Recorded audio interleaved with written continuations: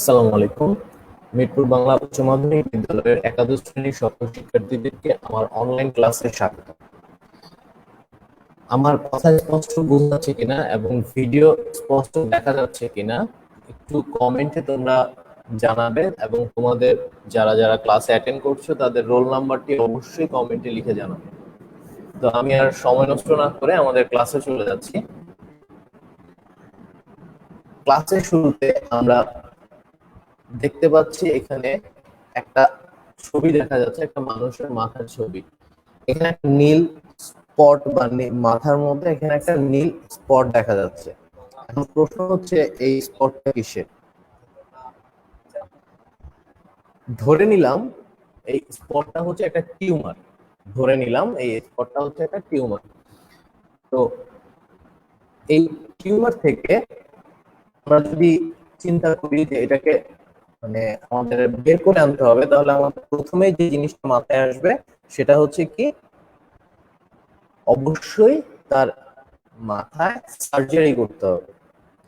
আচ্ছা, এখন আমরা যদি আরো কিছু ছবি দেখি, দেখো ঠিক এই টিউমারের মাথার নিচে একটা ফেস দেখা যাচ্ছে যার মুখে অনেকগুলো স্পট আছে।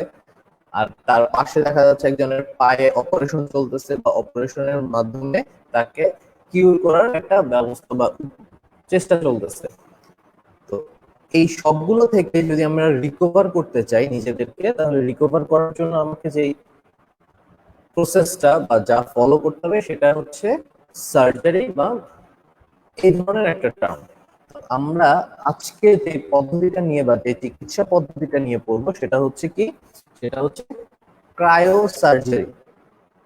আমি আবারও বলছি, সেটা হচ্ছে কি, ক্রায়ো সার্জারি। আচ্ছা, আমরা ক্রায়ো সার্জারির সঙ্গে হয়তো এভাবে পরিচিত না। সো একটু মনোযোগ দিয়ে আমরা যদি আজকের ক্লাসটা দেখি, ইনশাল্লাহ ক্রায়ো সার্জারি নিয়ে আমাদের আর কোনো প্রবলেম থাকবে না।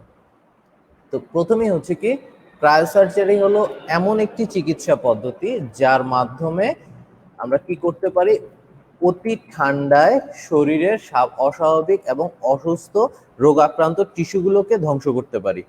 আবার বলতেছি, কি করতে পারি, অতিরিক্ত ঠান্ডার মাধ্যমে আমাদের যেই স্থানে যেখানে প্রবলেম সেই স্থানে অতিরিক্ত ঠান্ডা কিছু দিয়ে, কি দিয়ে সেটা আমরা পরে বলতেছি, অতিরিক্ত ঠান্ডা কিছু দিয়ে সেই জায়গাটাকে ব্লক করে ফেলবো, এবং ব্লক করার মাধ্যমে আমরা রোগ আক্রান্ত যে আমাদের টিস্যুগুলো থাকবে সেগুলোকে ধ্বংস করে ফেলবো, অথবা সার্জারির মাধ্যমে বের করে নিয়ে আসবো। আচ্ছা, এখন আমরা যে ছবিটা দেখতে পাচ্ছি, এখানে দেখতেছি কি লেখা আছে, গ্রিক শব্দ ক্রায়ো। আমরা তাহলে কি বুঝতেছি যে ক্রায়ো সার্জারির ক্রায়ো অংশটা হচ্ছে একটা গ্রিক শব্দ যার অর্থ হচ্ছে খুব শীতল। আর সার্জারি মানে হচ্ছে কি হাতে কাজ করা। সার্জারি শব্দের অর্থ হচ্ছে কি হাতে কাজ করা, অর্থাৎ খুব শীতল কোনো কিছুর মাধ্যমে বা একটা স্থানকে খুব শীতল করে সেই স্থানে সার্জারি বা ডাক্তারি যে টার্মস গুলো আছে হাতের, এগুলো করে একটা অসুস্থ ব্যক্তিকে সুস্থ করার পদ্ধতিটাই হচ্ছে কি ক্রায়োসার্জারি। আচ্ছা, এখন এই ক্রায়োসার্জারিকে বলা হয় কি ক্রায়োথেরাপি। অনেক সময় অনেক ক্ষেত্রে বর্তমানে যেহেতু আমরা অ্যালোপ্যাথিক দিক থেকে অনেক বেশি অ্যাডভান্স হয়ে যাচ্ছি, সেক্ষেত্রে আমরা এই ক্রায়োসার্জারিকে একটা থেরাপির মতো করে চিন্তা করি, এবং এই থেরাপিটাকে কি বলা, এটাকে কি বলা হয়, ক্রায়োসার্জারিকে বলা হয় ক্রায়োথেরাপি। আচ্ছা, এখন এই ক্রায়োথেরাপিটার জন্য আমাদেরকে কি করতে হবে, আমরা সাধারণত যে তাপমাত্রায় বরফ জমাট বাঁধে এবং তার চাইতেও অনেক তার চাইতেও অনেক নিম্ন তাপমাত্রার ধ্বংসাত্মক শক্তির মাধ্যমে দেহকোষকে সার্জারি করা হয়। আবার বলতেছি, আমাদের নর্মাল যে তাপমাত্রায় আমরা জানি যে বরফ হয়, পানি থেকে বরফ জমাট বাঁধে, তার থেকে অনেক বেশি নিম্ন তাপমাত্রায় এই ক্রায়োসার্জারি করার জন্য আরো বেশি নিম্ন তাপমাত্রায় টিস্যুর উপর ধ্বংসাত্মক শক্তি সুবিধাকে কাজে লাগায়ে আমাদের এই সার্জারিটার কাজ করা হয়। এখন এই বরফ জমাট বাঁধার একটা জিনিস, যে আমার একটা এক্সপিরিয়েন্স বলি, সেটা হচ্ছে তোমাদের মনে রাখার জন্য। হয়তো আমি লাস্ট যে কোনো একটা জায়গায় ঘুরতে যাই এবং সেখান থেকে একটা নদীর প্রবাহ ছিল। আচ্ছা, এখন এই নদীর প্রবাহতে আমাকে সবাই নিষেধ যখন করলো যে মানে এটা বোধহয় আমি আগেও বলছিলাম যে নিষেধ করা হলো কি যে পানিতে হাত না দিতে। তো আমি বাই যাই হোক আমি নিজের মতো করে গিয়ে আমি সেই পানিতে হাত দেই এবং একটা সময় দেখা যায় হচ্ছে আমি হাতটাকে মুট করতে পারতেছি না। হাত মুট করতে পারতেছি না মানে কি আমার হাতটা জমাট বেঁধে এমন অবস্থা হয় যে আমি হাত জমাট বাঁধার ফলে আমি হাতকে মুট করতে পারতেছি না। তো হাত মুট করতে না পারার ফলে যে প্রবলেমটা হচ্ছে আমি হাতটাকে ফিল করতে পারতেছি না। আমার এখানে আমি মানে আমার যে হাত আছে আমি সেটাই টের পাচ্ছি না। তো ক্রায়োসার্জারি তখনই আমার মাথায় আসলো যে এটা তো ক্রায়োসার্জারির ক্ষেত্রেও হয়।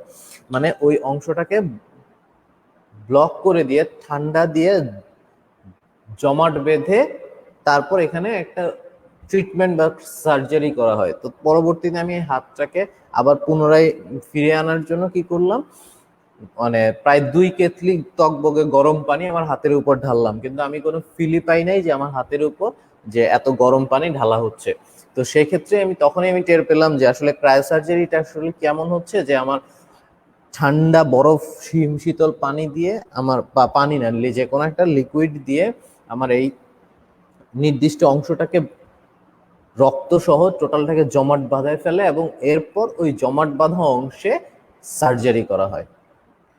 তো এখন এই ক্রায়োসার্জারিটা যে আমাদের যে বিভিন্ন বিশেষ পদ্ধতিতে কাজ করা হয় সেই পদ্ধতিগুলো যদি একটু আমরা দেখি। দেখো আমার স্ক্রিনে দেখা যাচ্ছে একটা লোকের হাত যার মধ্যে অনেকগুলো এই এই সমস্যাটা হচ্ছে আঁচিল। তো অনেকগুলো আঁচিল হয়েছে, যেটা হচ্ছে তোমার কোষগুলো ওই জায়গার কোষগুলো নষ্ট হয়ে যায় এবং অস্বাভাবিকভাবে বৃদ্ধি পায়। তো এই আঁচিল যদি কারো হয়ে থাকে তারা জানো যে এটাকে যদি আমরা কেটে দেই, সেই কেটে দেওয়ার ফলে আবার ওই জায়গা থেকে আঁচিলটা বড় হয়। আমরা যদি এটাকে গোড়া থেকে তুলে ফেলতে চাই সেই ক্ষেত্রে প্রচুর পরিমাণ পেইন হয় এবং অনেক একটা নির্দিষ্ট সময় পর আমরা যদি এটাকে কাটতে যাই সেখান থেকে ব্লাড বের হয় এবং অনেক পেইন করে। তো এই পদ্ধতিটা অর্থাৎ ক্রায়োসার্জারি পদ্ধতিটা হচ্ছে এই আঁচিল বের করে আনার একটা খুব সহজ এবং মানে পার্শ্ব প্রতিক্রিয়াহীন একটা পদ্ধতি। তো এখানে কি করা যায় যে আমাদের নিউরোসার্জারি বা টিউমার বা ক্যান্সার রোগের জন্য এই চিকিৎসাটা ব্যবহার করা হয়। এরপর এই পদ্ধতির মাধ্যমে টিউমারের ভেতরে অর্থাৎ আঁচিলটাকে হয়তো টিউমার মানে এই আঁচিলটাই একটা সময় টিউমারের রূপান্তর নেওয়ার একটা সুযোগ থাকে। তো টিউমারের ভেতর মানে টিউমারের ভেতরের ক্যান্সারের টিস্যুকে আমরা মাইনাসে নামিয়ে আনতে এই যে মাত্রাটা প্রয়োগ করি বা যে টেম্পারেচারটা প্রয়োগ করি, টেম্পারেচারটার মাধ্যমে এখানে আমরা বিভিন্ন গ্যাস বা তরল দিয়ে ওই এরিয়াটাকে হিমশীতল করে অর্থাৎ শীতল থেকে শীতলতর করে নিয়ে এসে এই আঁচিল টিউমার বা আমরা যে আরো স্কিন ডিজিজ গুলো আছে আমরা চাইলে ওগুলো সমাধান করতে পারি। আচ্ছা, এখানে যেটা বলা হয়েছে ইমেজিং যন্ত্রের সাহায্যে অর্গান ও হিলিয়াম গ্যাস ব্যবহার করা হয়ে থাকে, কিন্তু সব থেকে বেশি ব্যবহৃত হয় তরল নাইট্রোজেন। সব থেকে বেশি ব্যবহৃত হয় তরল নাইট্রোজেন। এছাড়াও অর্গান হিলিয়াম ছাড়াও আরো অনেক ধরনের গ্যাসীয় বা লিকুইড ব্যবহার করা হয়ে থাকে। তো ক্রায়োসার্জারির ক্ষেত্রে আমরা যেটা দেখতেছি যে ত্বকের অসুস্থ কোষকে অতি শীতল মাত্রায় ধ্বংসের মাধ্যমে ক্রায়োসার্জারি কাজ করে এবং অতি নিম্ন তাপমাত্রায় বরফ স্ফটিক ত্বকের অসুস্থ কোষকে ধ্বংস করে রক্ত সঞ্চালন ঠিক করে। আচ্ছা,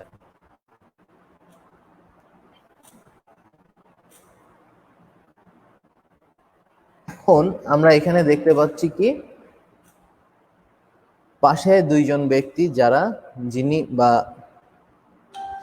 যাদের মাধ্যমে এই ক্রায়োসার্জারিটা এত জনপ্রিয় হয় তার মধ্যে প্রধান ছিলেন ক্যাম্পবেল হোয়াইট।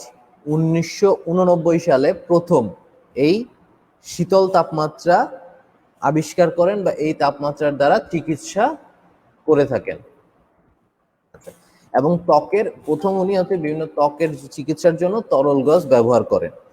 আচ্ছা, তাহলে এই কোশ্চেনটা পরীক্ষায় আসার মতো এখান থেকে শুধুমাত্র এই জায়গা থেকে প্রায় 4টা কোশ্চেন আসে।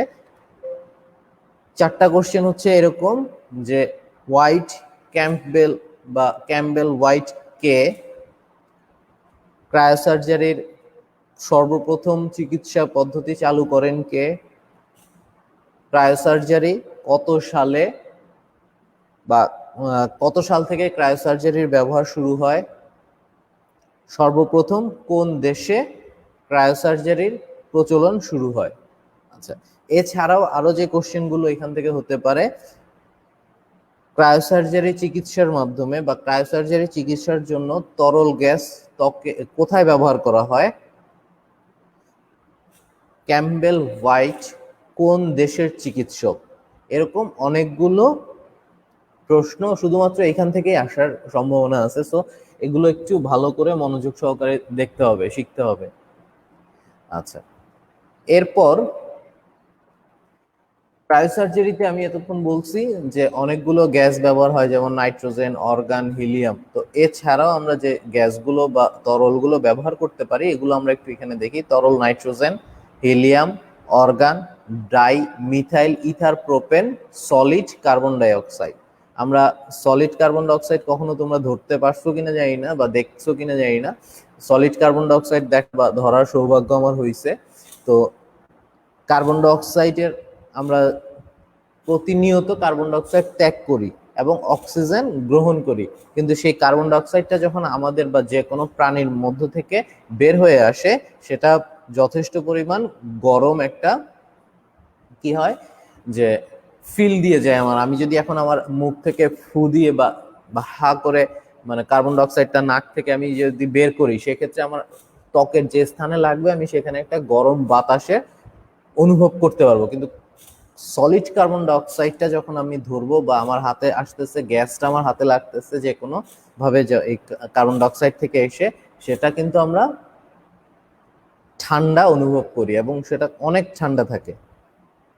আচ্ছা, এখন যে সমস্ত রোগের চিকিৎসার জন্য এই ক্রায়োসার্জারি ব্যবহার করা হয় সে সমস্ত রোগের মধ্যে যেমন আমরা দেখতে পাই liver cancer, prostate cancer, lung cancer, oral cancer, এছাড়া অভ্যন্তরীণ আরো অল্প কিছু, যেমন স্কিনের নিচে যদি টিউমার থাকে, কোনো স্কিনের মধ্যে কোনো টিস্যু যদি ক্যান্সারে আক্রান্ত হয় বা প্রাইমারি স্টেজে থাকে সেক্ষেত্রে ক্রায়োসার্জারি ব্যবহার করা হয়। এছাড়া স্কিনের উপরে যদি আমাদের কোনো ধরনের প্রবলেম, যেমন এই যে একটু আগে দেখালাম একটা আঁচিল, তারপর হচ্ছে দাগ, তিলের দাগ, আমাদের অনেকের তিলা, যেমন তিলের দাগ আমাদের শরীরের অনেক জায়গায় থাকতে পারে, বড় আকারে থাকতে পারে, বা চেহারার এমন কোথাও একটা তিলের দাগ রয়ে গেছে বা তিল আছে বা একটা মাস আছে যার ফলে আমার চেহারা দেখতে খুব বাজে দেখাচ্ছে, বা এই জিনিসটা আমি চাচ্ছি আমার মানে স্কিন থেকে রিমুভ করে দিতে, এই সকল ক্ষেত্রেই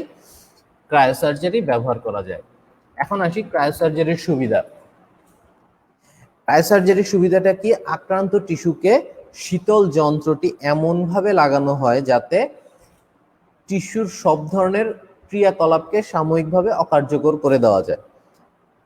তাহলে কি বলতেছে যে আমাদের টিস্যুর যে কোনো একটা জায়গা স্থানে যেখানে আমার প্রবলেম, অর্থাৎ এই আমার পাশের ছবিটাতে দেখো আঙ্গুলের মাথায় এখানে তার একটা আঁচিল বা যে কোনো কিছু আছে ধরে নিল, তো এটাকে রিমুভ করার জন্য প্রথমে ঠিক তার ওই স্থানে যেখানে প্রবলেমটা সেখানে যন্ত্রটাকে এমনভাবে লাগানো হচ্ছে যেন তার আশেপাশের সব টিস্যুগুলো বা কার্যকারিতা নষ্ট হয়ে যায়।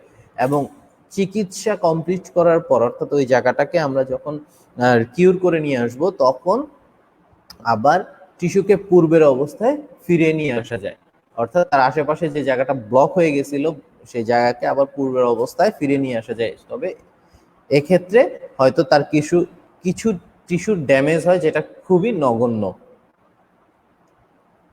আচ্ছা, এই পদ্ধতিতে তাপমাত্রা যখন নিচে নামানো হয় তখন সংশ্লিষ্ট স্থানে রক্ত সরে যায় এবং রক্তনালীগুলো সংকুচিত হয়, ফলে রক্তপাত হয় না বললেই চলে, এবং হলেও সম্ভাবনা খুব কম। অর্থাৎ আমার যখন যে স্থানে আমি প্রচুর পরিমাণ, আমরা কি জানি ঠান্ডায় সবকিছু সংকুচিত হয় এবং গরমে সেটা প্রসারিত হয়। সো যখন আমরা আমাদের শরীরের এমন স্থানে এত ঠান্ডা, প্রায় -120 ডিগ্রি থেকে 156 ডিগ্রি পর্যন্ত নেওয়া যায়। তো এই পরিমাণ ঠান্ডা আমরা যদি দিয়ে থাকি, সেই স্থানে কি করতে পারে যে আমাদের ভেনগুলো বা রগগুলো, রক্তনালীগুলো সবগুলো সংকুচিত হয়ে যায়, রক্ত জমাট বেঁধে যায় আশেপাশে। এর ফলে আমাদের এই সার্জারি করা অবস্থায় ব্লাড বের হয় না, এবং সার্জারি কমপ্লিট করার পর আমরা ওই জায়গা কি করব, ট্রিটমেন্ট কমপ্লিট করে যখন আবার এই স্থানটাকে পূর্বের অবস্থায় ফিরিয়ে নিয়ে আসব, তখন সাধারণত আমাদের আর রক্তপাত হওয়ার সম্ভাবনা খুব কম বললেই চলে।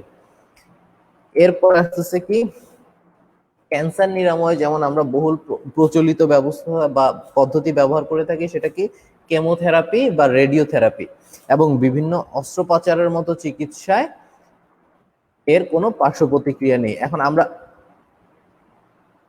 এই ব্যাপারটার কথা বললে কি, আমাদের যাদের এক্সপেরিয়েন্স আছে যে ক্যান্সারের ব্যাপারটা, আমি চাই যে তোমাদের কারোই এই ধরনের এক্সপেরিয়েন্স না হোক। আল্লাহ তোমাদের এই ধরনের এক্সপেরিয়েন্স বা তোমাদের কারোর মধ্যে এই ধরনের মানে রোগ তো দূরে থাকে, এই ধরনের এক্সপেরিয়েন্সও তোমাদের না হোক। যেমন কেমোথেরাপি বা রেডিওথেরাপি, এটা আসলে খুবই যন্ত্রণাদায়ক, এবং কেমো দিলে অনেক সময় মাথার চুল থাকতেছে না, শরীরের অনেক ধরনের ড্যামেজ হয়। তো যাই হোক, যেটা বলতেছিলাম, তো এই ধরনের চিকিৎসা ক্ষেত্রে ক্যান্সার নিরাময় এটা খুবই কষ্টদায়ক, কিন্তু আমরা যদি এই পদ্ধতিটাকে চেঞ্জ করে ধীরে ধীরে কেমোথেরাপি, রেডিওথেরাপি বা অস্ত্রোপচার চিকিৎসায় এই ক্রায়োসার্জারিটা ব্যবহার করতে পারি, যে সমস্ত ক্ষেত্রে ব্যবহার করা যায়, সেক্ষেত্রে আমাদের যেটা হবে যে খুব কষ্টদায়ক একটা অবস্থা থেকে আমরা রিমুভ করে এই ক্রায়োসার্জারির মাধ্যমে সেটাকে খুব সহজে, বা অন্তত কেমোথেরাপি, রেডিওথেরাপি বা এই ধরনের অস্ত্রোপচার থেকে অনেক ইজি হবে, এবং রোগীর ক্ষেত্রে এবং রোগীর যারা ট্রিটমেন্ট করবেন তাদের উভয়ের ক্ষেত্রে এটা খুব সহজ বা হেল্পফুল হবে। তো ক্রায়োসার্জারি নিয়ে মোটামুটি আমাদের আর তেমন কিছু নাই, সুবিধা অসুবিধাগুলো আমরা পেয়ে গেছি। এখন হচ্ছে বইটা থেকে যদি আমরা একটু পড়ি, বই থেকে পড়লে আমাদের যদি কোনো প্রবলেম থাকে, কোনো কোশ্চেন থাকে, অবশ্যই সেটা আমাকে কমেন্টে জানাবে, আমি সলভ করে দেওয়ার চেষ্টা করবো ইনশাল্লাহ। তো এই ক্রায়োসার্জারি থেকে তোমাদের যে কোশ্চেন বড় সৃজনশীল কোশ্চেন আসতে পারে, সেটা হচ্ছে ক্রায়োসার্জারি কি, ক্রায়োসার্জারি ক্রায়োসার্জারির মাধ্যমে চিকিৎসা পদ্ধতির সংক্ষিপ্ত বর্ণনা করো, ক্রায়োসার্জারির মাধ্যমে চিকিৎসা পদ্ধতির সংক্ষিপ্ত বর্ণনা করো। এছাড়া আসতে পারে হচ্ছে ক্রায়োসার্জারির সুবিধা অসুবিধাগুলো লিখো।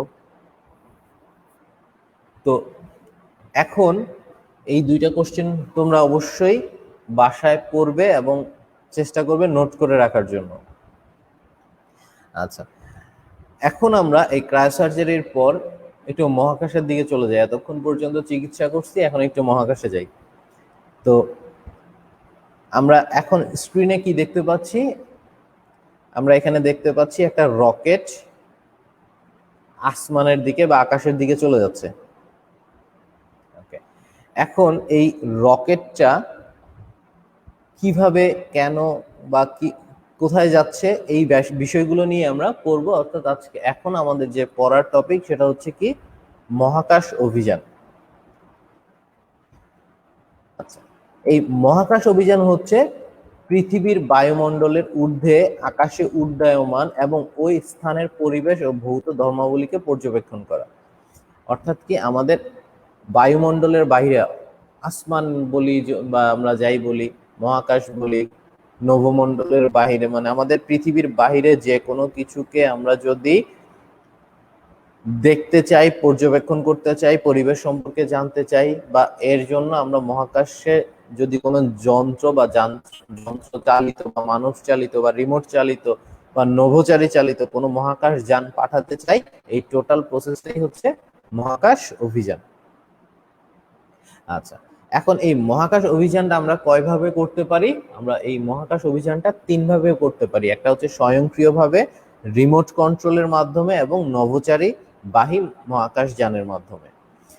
স্বয়ংক্রিয়ভাবে কেমন, আমরা যেমন স্যাটেলাইট পাঠিয়ে দিলাম, স্যাটেলাইটটা কোনোভাবে আমরা এখান থেকে পাঠানোর পরে স্যাটেলাইট নিজের মতো করে মহাকাশে ঘুরে বেড়াচ্ছে, ইনফরমেশন গ্যাদার করতেছে এবং সে আমাকে পাঠাচ্ছে।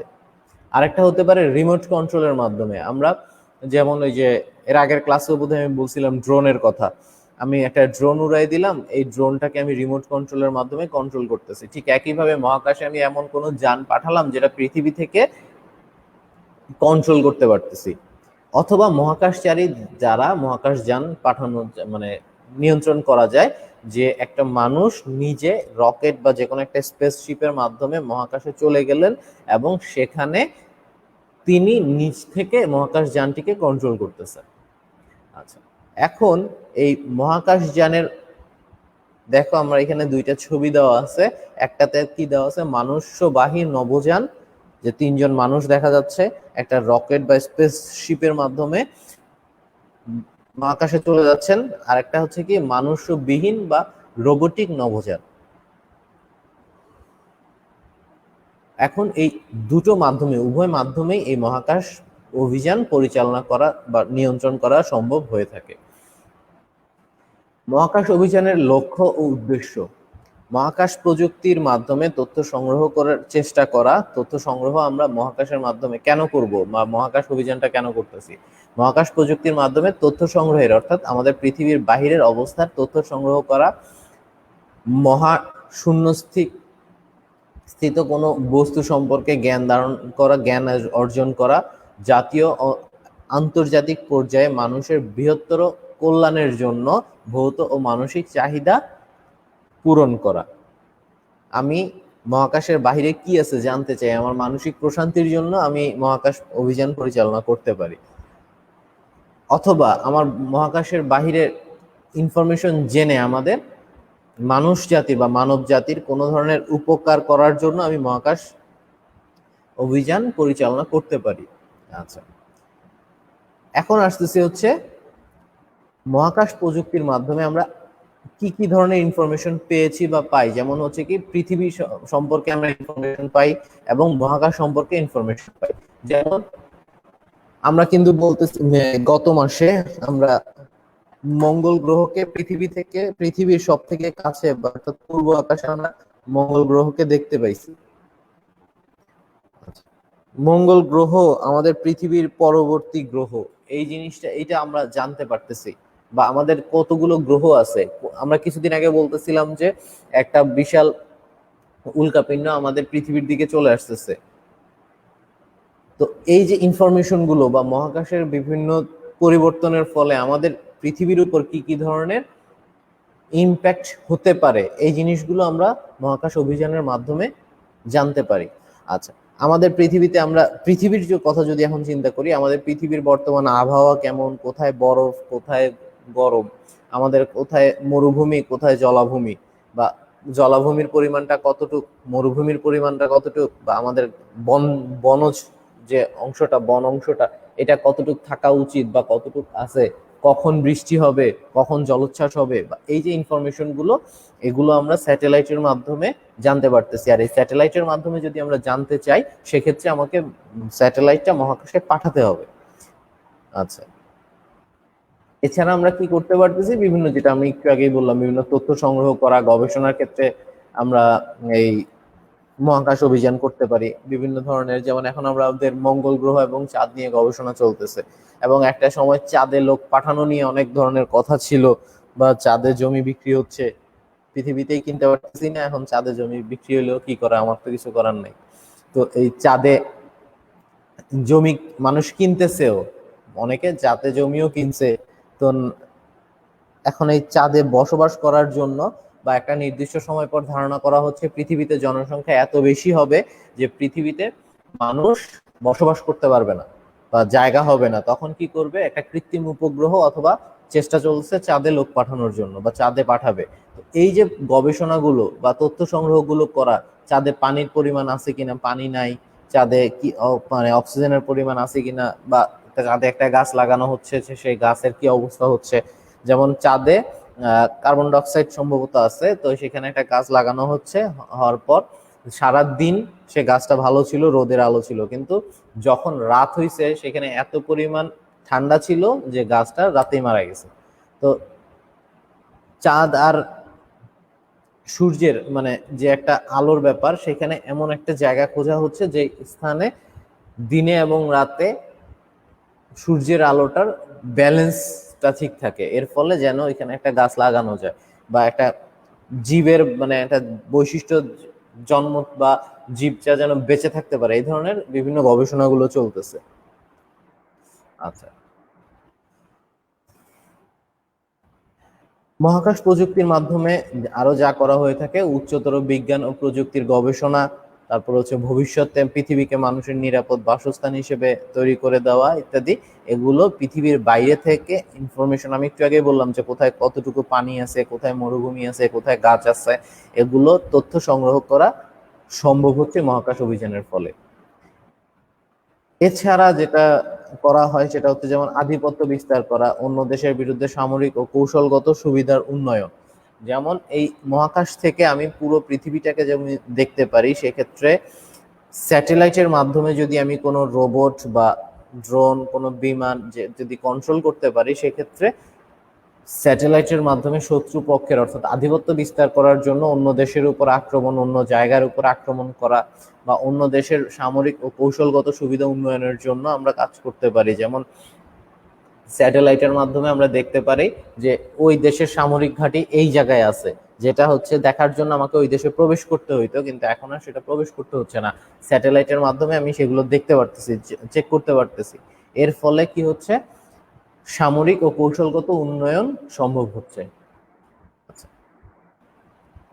এখানে আমরা কি দেখতেছি, একটা রকেট বা রকেটের ছবি। 3 অক্টোবর 1942 সালে জার্মান বিজ্ঞানীরা পরীক্ষামূলকভাবে 3 অক্টোবর 1942 সালে 3 অক্টোবর 1942 সালে জার্মান বিজ্ঞানীরা পরীক্ষামূলকভাবে মহাশূন্যে রকেট পাঠায়। এই রকেটটার নাম ছিল কি? Rocket V2। রকেটটার নাম কি? Rocket V2। আচ্ছা, এই রকেট V2টা 4 অক্টোবর 1957 সালে সোভিয়েত ইউনিয়ন মহাকাশে প্রেরণ করে।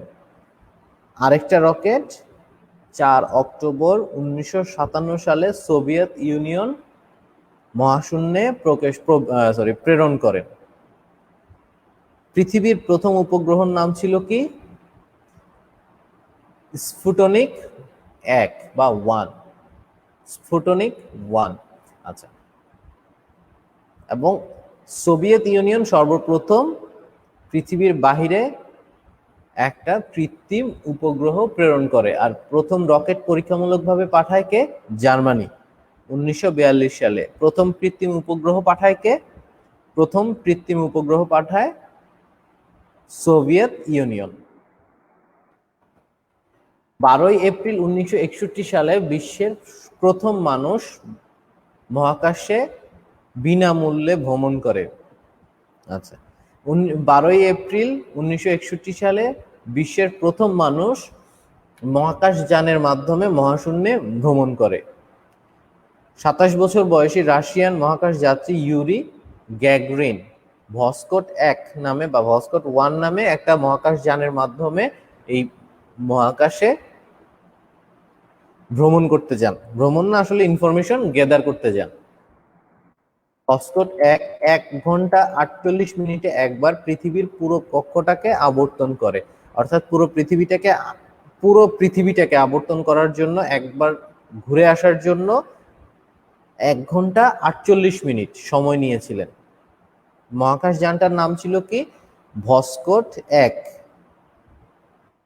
আচ্ছা, আমার ডিসপ্লেতে, আমার যে স্ক্রিনের পাশে ডান পাশে একটা মহিলার ছবি দেখা যাচ্ছে।